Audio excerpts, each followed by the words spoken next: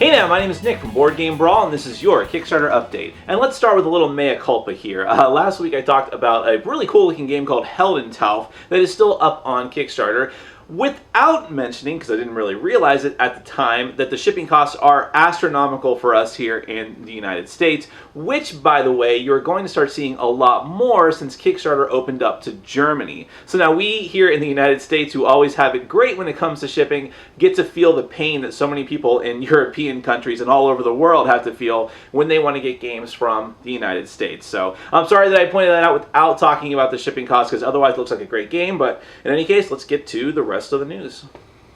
Medara is from Succubus Publishing, and this is one of those RPGs in a box. You take control of a group of adventurers working together cooperatively to go through different quests and have to make important moral decisions. And of course, there is combat involving lots of dice and cool looking miniatures. And boy, those miniatures look great. The artwork looks great. I'm a sucker for this anime style stuff, and I just really hope that the gameplay holds up to the high benchmark that the aesthetics have set.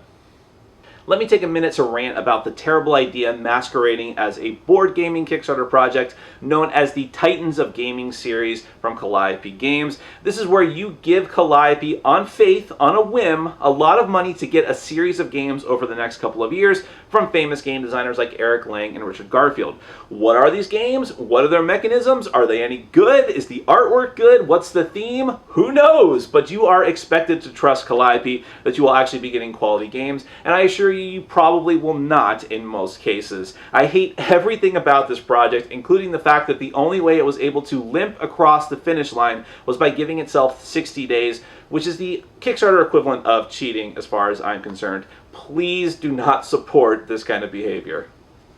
Gruff from Studio Woe is a game about mutated monster goats, which should tell you everything you need to know about this game, but I'll say more. This is where you take control of a shepherd, which is kind of like this type of dwarven creature, like a mad scientist who's concocted together this team of mutant goats, and you're fighting the other shepherd and their team of goats, trying to take them out.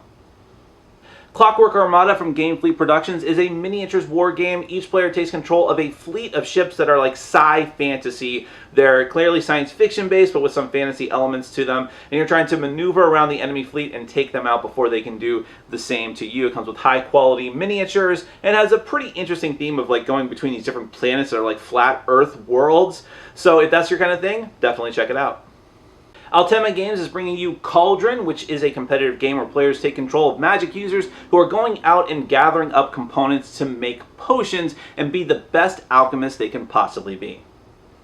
My name is Nick from Board Game Brawl. You can check me out at youtube.com/BoardGameBrawl. This has been your Kickstarter update, and always remember, pork chop sandwiches.